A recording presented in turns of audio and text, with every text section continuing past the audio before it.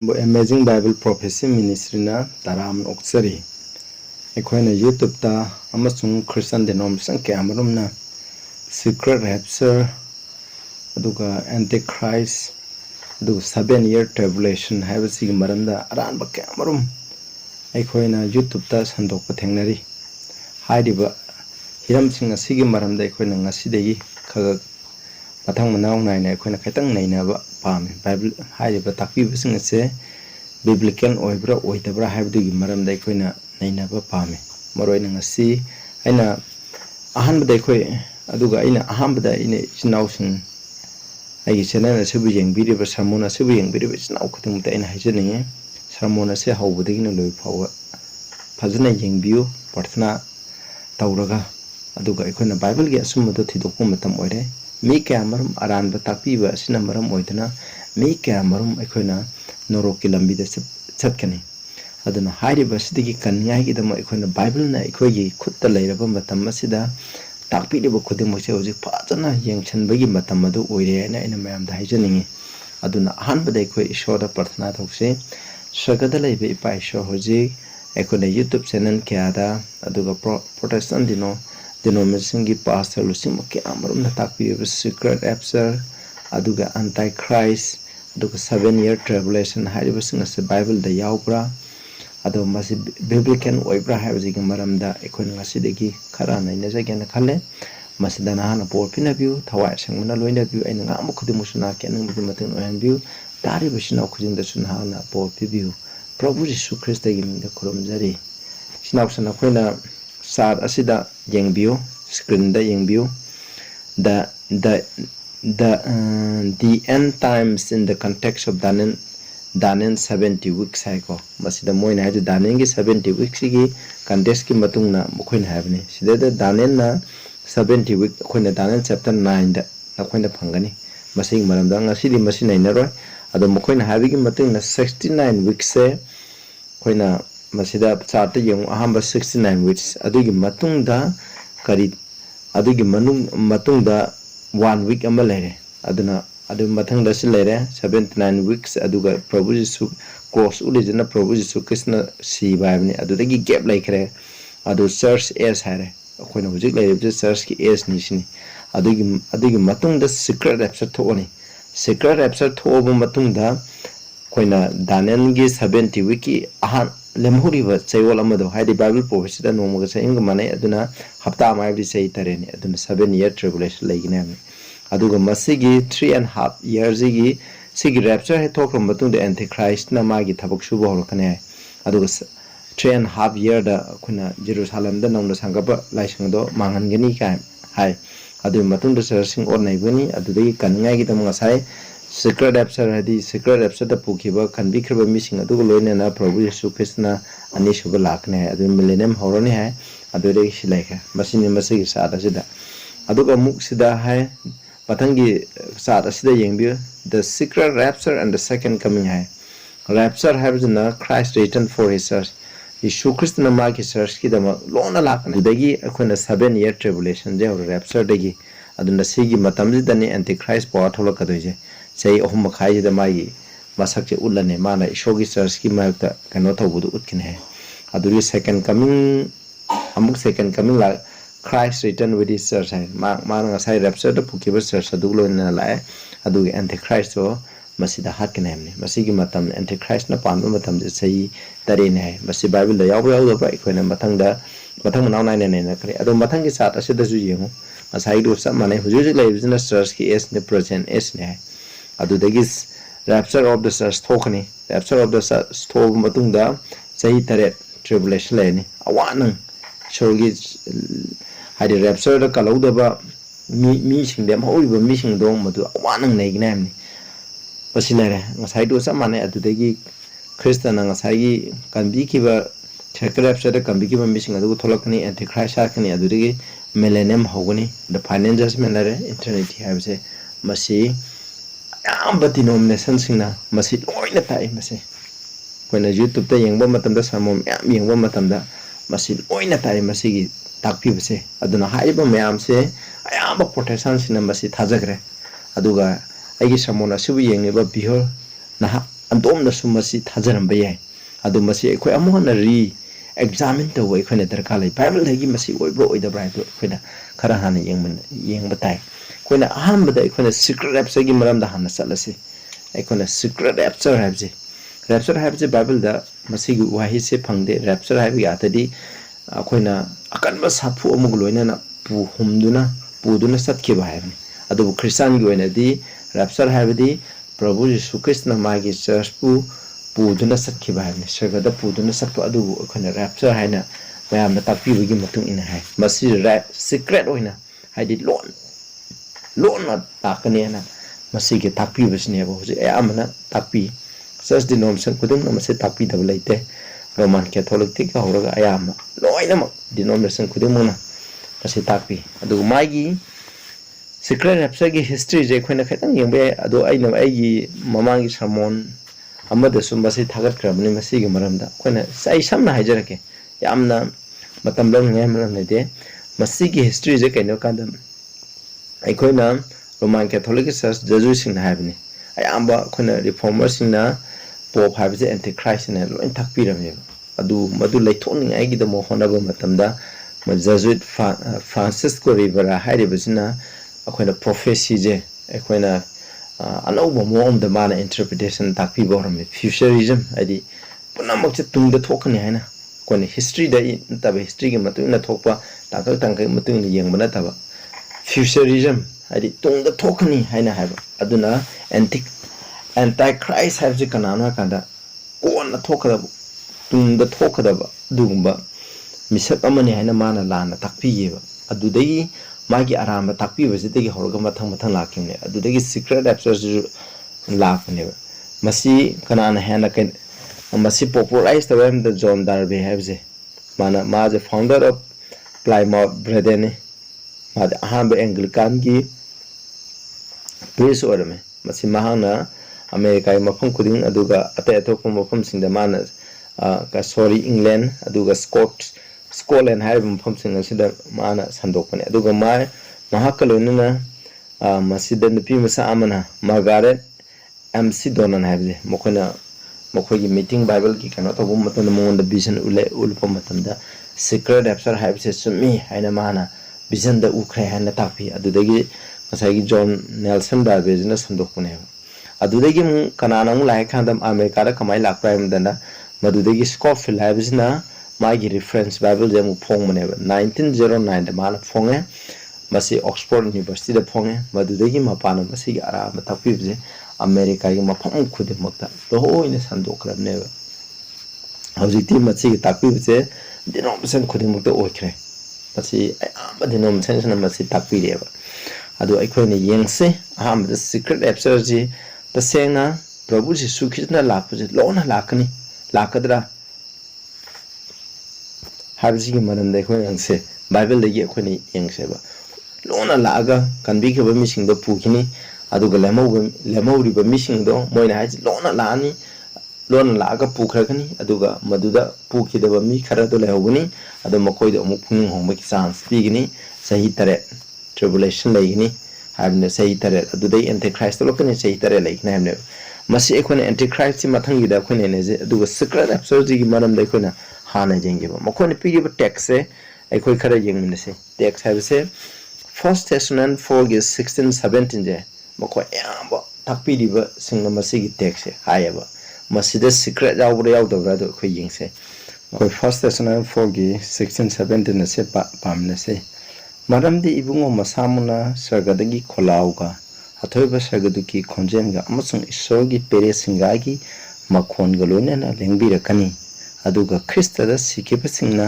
ꯍꯥꯟꯅ ꯍꯧꯒꯠꯀꯅꯤ ꯃꯗꯨꯒꯤ ꯇꯨꯡꯗ ꯍꯤꯡꯗꯨꯅ ꯂꯩꯍꯧꯕ ꯑꯩꯈꯣꯏꯕꯨ ꯃꯈꯣꯏꯒ ꯂꯣꯏꯅꯅ ꯑꯇꯤꯌꯥꯗ ꯏꯕꯨꯡꯉꯣꯕꯨ ꯎꯅꯅꯕ ꯂꯩꯆꯤꯟꯗ ꯄꯨꯟꯅ ꯄꯥꯛ ꯄꯨꯈꯠꯀꯅꯤ ꯃꯇꯧ ꯑꯁꯨꯝꯅ ꯑꯩꯈꯣꯏ ꯏꯕꯨꯡꯉꯣꯒ ꯃꯇꯝ ꯄꯨꯝꯅꯃꯛꯇ ꯂꯩꯃꯤꯟꯅꯒꯅꯤ ꯍꯥꯏ ꯃꯁꯤꯒꯤ ꯇꯦꯛꯁꯁꯤꯅꯦ ꯃꯁꯤꯗ ꯍꯥꯏꯔꯤꯕꯁꯦ ꯃꯣꯏꯅ ꯁꯤꯀ꯭ꯔꯦꯠ ꯔꯦꯞꯆꯔ ꯇꯥꯛꯄꯤꯕ ꯀꯥꯡꯕꯨꯁꯤꯅ ꯄ꯭ꯔꯚꯨꯅ ꯂꯣꯟꯅ ꯂꯥꯛꯀꯅꯤ ꯑꯗꯨꯒ ꯃꯍꯥꯛꯅ ꯃꯤ ꯈꯔ ꯃꯥꯒꯤ ꯆꯔꯆ ꯑꯗꯨ ꯀꯜꯂꯒ ꯄꯨꯈꯤꯅꯤ ꯍꯥꯏ ꯑꯗꯨꯕꯨ ꯍꯥꯏꯔꯤꯕ ꯇꯦꯛꯁꯁꯤꯗ ꯂꯣꯟꯅ ꯂꯥꯛꯄ ꯑꯝꯇ ꯌꯥꯎꯗꯦꯕ ꯃꯁꯤꯗ ꯄ꯭ꯔꯚꯨ ꯃꯁꯥꯃꯛꯅ ꯁꯔꯒꯗꯒꯤ ꯈꯣꯜꯂꯥꯎꯒ ꯂꯣꯏꯅꯅ ꯑꯇꯣꯏꯕ ꯁꯔꯒꯗꯨꯒꯤ ꯈꯣꯟꯖꯦꯜꯒ ꯂꯣꯏꯅꯅ ꯂꯥꯛꯀꯅꯦꯕ ꯑꯗꯨꯒ ꯏꯁꯣꯔꯒꯤ ꯄꯦꯔꯦ ꯁꯤꯡꯒꯥ ꯈꯣꯡꯒꯅꯤ ꯍꯥꯏꯕꯅꯤ pere singa khongba haibse trumpet khongba haibse masi aron bana thebe sinausa aduga mu man haije sida krista da thajaduna sikibe sing haidi sagada sakada mi makhaido maduda mo hinkala neba aduga prabhuna ni shubulanga pumbatamda hingduna leiba sagada sakada mi singado makhoiga pulap pukhalani haibni pulap pukhalaga makhoije hana sigiba misu aduga lemoriba misu makhoije pulap hana sigibna hinkalani lemogdun leiba misingduna pukhatkani haibneba aduga makhoi pukhalaga sagada satkani haibneba punna sakani aduga ibungoga matang khudingta leigini haibni adu masidaida moina masigi text kamai sinnarinaba masida prabhuna lona lakana haibni pere singa khongba athoiba sagadut kal loina na lakpa aduga maki sagadut meangu loina na lakpati masibu kamaina arunbu oidinaba masi arambani masi aromba nate masi ekoina mipum khudung na pere singa khongba haibse ugani asibu mising hingkatpa haibneba adubu mokhona secret haibse da takpa matam matung inadi asibu mising hingkatpa haibdu yaudi side mokhona takpibudadi yaudeba adubu sidadi asibu mising hingkatkene haibni adu secret haibse gi kamuna takpirijna keno hingduna leiba mi khaktaneba masida mokhona lona laga pukhini haibse masi neba mokhona sida haribse ko adu sida kaimta yaudi sinausing aduga ikhona makhatana ikhoi mu yengmina seba mathangi text da ikhona mu yengmina se moina piriba text nga se ikhona khakha yengmina se ko mathangda ikhona Matthew 24 gi 40 41 je se mu mokhona pi matamada da mi ani labukta laigini amabu pukhini aduga amabu thanangani nupi ani sakri taktuna laigini amabu pukhini aduga amabu thanangani mokhona aje labukta mi ani laibigi manungda ama pukhini aduga sakri takpo su mi ani gi manungda ama pukhini haise masi mokhona masi gi text pieba aduna maram bodana masina lona laaga pukhini haina sumna hai adubu masi context aikhoni yengba tai khona Matthew 24 gi 36 and 44 da aikhoi yengji kari gi matang da haibno haibse aikhoi yengmina seba mi kana amatana madugi numit amsung pungpham khangde haidi prabhuna lakadaba numit pungpham khangde sagada leiba sagadu sing phawbo madu khangde adubu aigi ipatana khangi maramdi haidi masida haije prabhuna lakadaba pungpham du kana na su khangde haibneba ipa isho khatana khangi maramdi nawagi haktak to oi khibagum mi gi masani patuna lenglak padasu oigini nawagi haktak to oibugum prabhuna ni subulak kamai oibre hinge maramdi ising isau thokthing da nawana hijau manung da sang driba numit adu phawbo mi singna saduna thaktuna longduna amsung longanduna lairami ising isau adu laktuna makhoibu puthoktri phawbo makhoina karisu khanglamde matau adu pumna mi gi machani pa aduna lenglak pasu oigini hami masida habi nawagi ising isau nawa khangi nawa amsung magi imung manung nati ising isau lakane habse khangi lakpagi matuna nakoi hida karo sa samsing makoi loi pukhalallineba adugo makoi manung da leba makoi nati ising isau la ani habse makoi khangeba adubu mapanda leba nawagi shogo pok thajadaba papising aduna de kedawi makoi nawagi apho pok thajada makoi na sadun thakthuna leirameba aduna makoi na leire aduga ising isau na lae laakana makoi na pudri phawbo makoi saduna thakthuna leirame kaishu khanglamde habne masin haije ko khangawdana makoi da haidi nawana taba atopa mising ising isau na mangaliba mi khudumaktadi ising isau lakko nong taba se makoi di khangawde makoi dadi aduga nawadadi khange magi mung khange isona haibdi piba matamdagi matuna makoi hi manunda kakhalaga manunda thongnjala leibene maduni ka asiga haibne matambadu da adugumna nawagi matamdu bukana migi machani pa aduna lenglak pasu haidi ani shuba laksu ogini matam aduda haibne ani shuba lakuni ko matamdu da mi ani labukta laigini amabu pukhini amabu thanangani nupi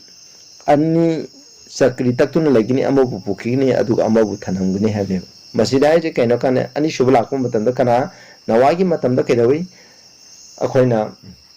nawagi kambudo mukhoy mi ni pando kambe atai singdo loi tumna manghale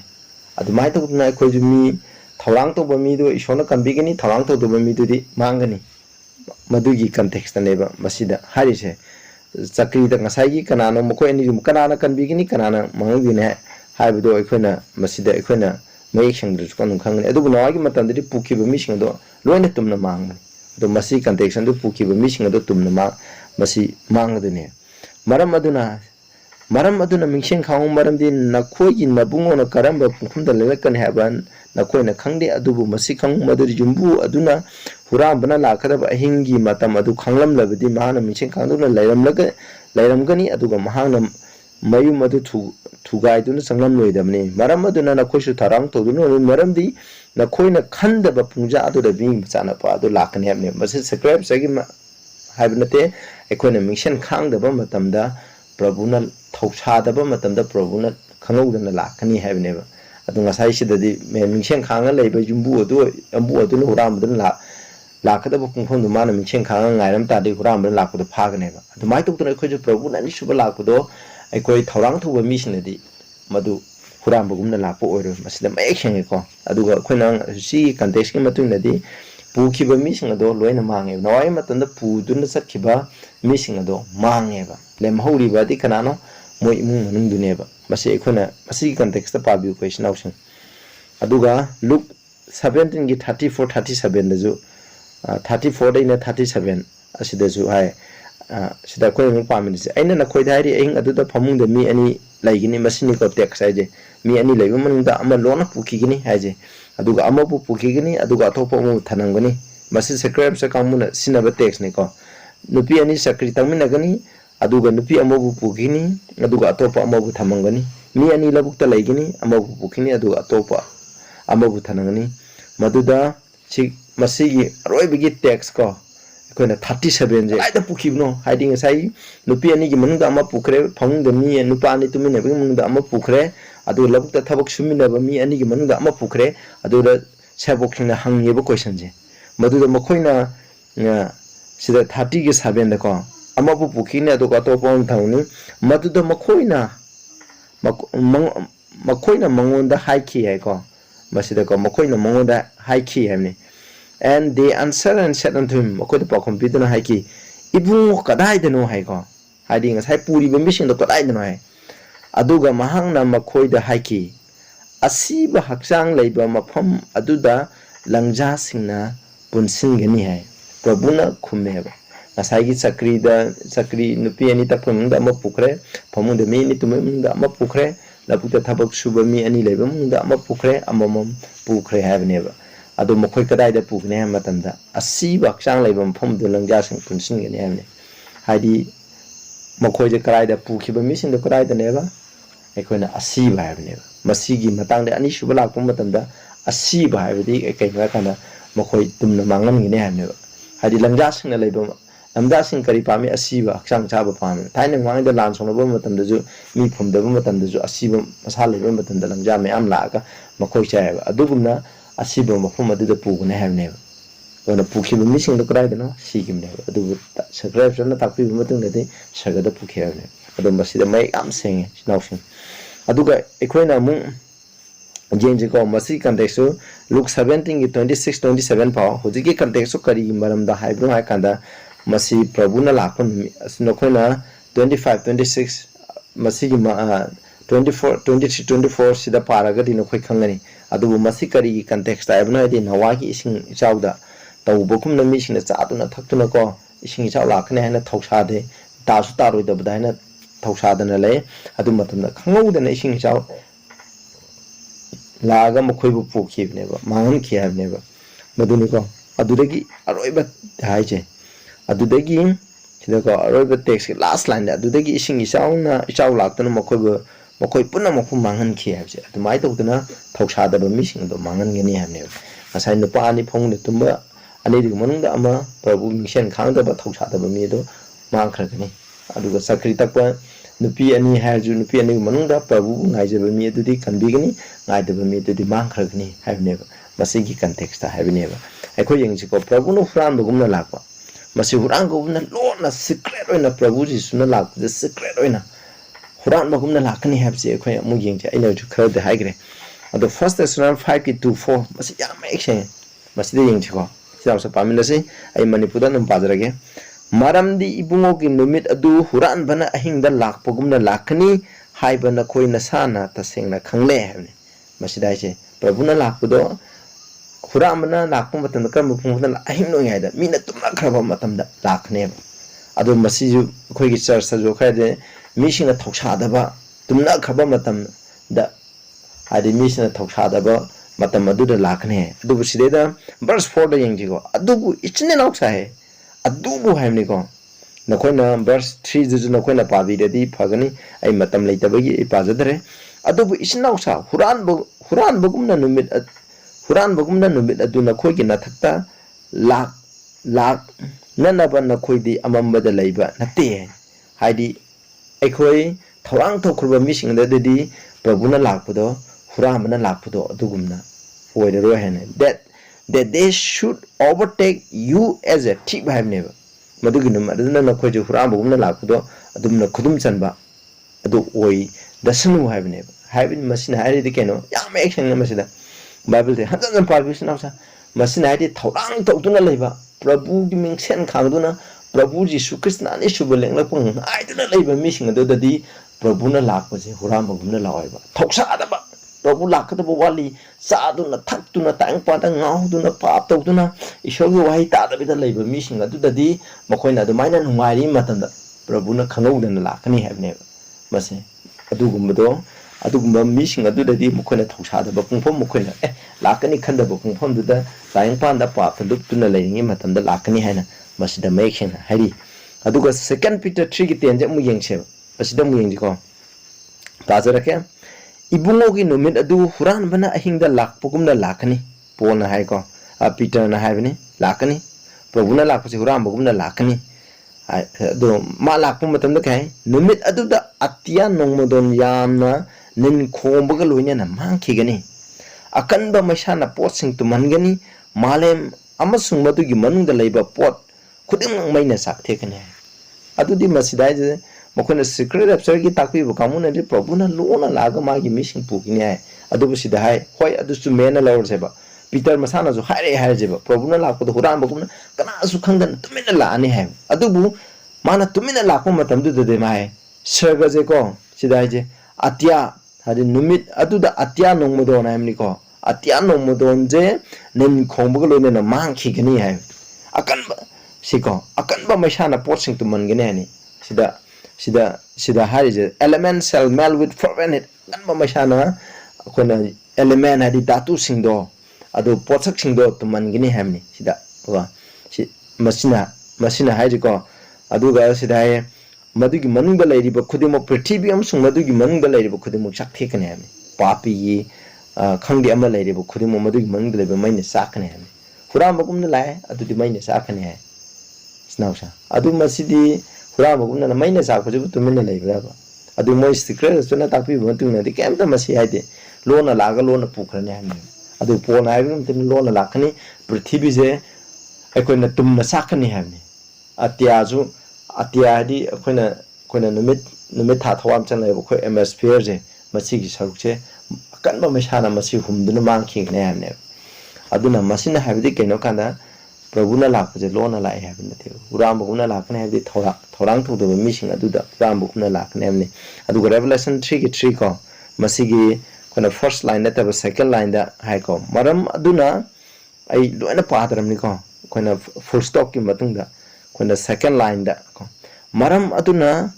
nahakna mingsheng khangdrabadi aina nangonda huran bugumna lakni aduga aina karam pungda lakne haba nahak na khangloi haji maram aduna mingsheng khangdrabadi hamni prabhu mingsheng khangdaba misinda prabhuna lakpaje huran bugumna lakni hamni adu karam pung mingsheng khangdrabani mingsheng khangaga ngaiduna leitrabnina tuminge matamda laadi koi khangdre masina habji huran bugumna lakni habji keno karamba mida mingsheng khangdaba misingda habneba aduga revelation 16 gi 15 da masiko 15 da mu hai masida harise yung aina huran bugumna lai mingsheng khangduna mahaki achonba phi senajaba mi adu yai phabne karamba mi mingsheng khangaga mahaki phi adi mahaki lamchat motaningai gi dam senajariba ngak senduna mahaki lamchat to prabhu gi lamchat saja chatlu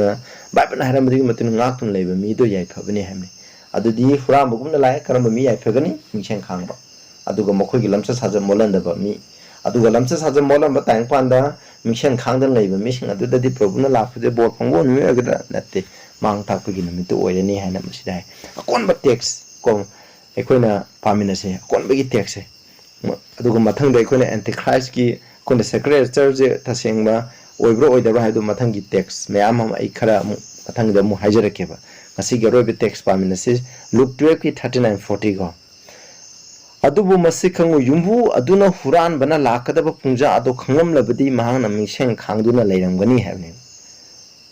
aduga huran ba aduna yum thugaiduna sangnakpa yahallamloi maram aduna nakhoisu tharang tawduna leyu maram de mi gi masani pa aduna khoina khandaba pungja aduda lakni yam ai sanglaisinausa maside huran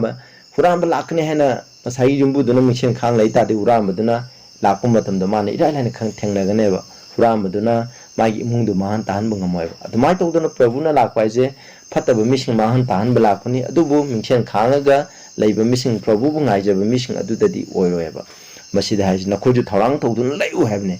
adubu aikhoina khandaba pungja aikhoina wakhana tawdaba lakani haina khalludaba pungpham aduda prabhuna lakani habne ba aduna matang kudimda thorang tawduna leyu habisneba aduna masida secret rapture lona laga lona pukhibagi haibigi laite chinausa mokhona takpiyu matna prabhuna lakpa matamdari kedawa akhoi mathangi akhona mathangi week ta amu secret rapture gi maramda akhona text mayam ko message secret na te habigi text mayam ado ip tuna mathangda mu laksarage tabriba mayam da ishona bopi bo osnu masina khoina bol phangi haina khallagadi atopa mising da share to bisna sa masi ge sum je khoi lause aina haiba nate bible na tapni na khoi su parthana thoga haiba je aina huji hai khraba text nga che padana parthana thoga Matthew 24 aduga Luke 17 haiba text nga che amtang phajana parthana thoga na khoi ni na view aduga secret chagi takpi du mising na piri ba text nga do amu context na khoi na paraga amtang phajana khantharaga na view thawai seng bana na khoi buloina bi bo shnu aru ibita parthana tongna se sagada leibe paishor ekhone secret sogi maram da khara tamkhre ba sida na hana bo pibu tari bisna auftung je bo pibu prabhu jishu gi ming da khurumjari amen.